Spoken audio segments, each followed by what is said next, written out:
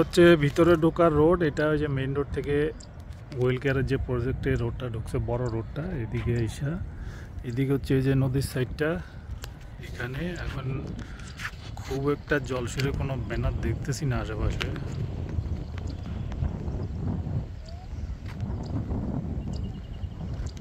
এদিকে জলসিঁড়ির ব্যানার দেখতে পাচ্ছি না। ওইখানে সম্ভবত একটা জলসিঁড়ির ব্যানার আছে, এটা সম্ভবত জলসিঁড়ি, এই ছাড়া কোনো ব্যানার দেখতেছি না। আর এইদিকে ওই যে একটা ব্যানার আছে জলসিঁড়ির, আর ওইদিকে নদীর কাছাকাছি অনেকগুলি ব্যানারই আছে।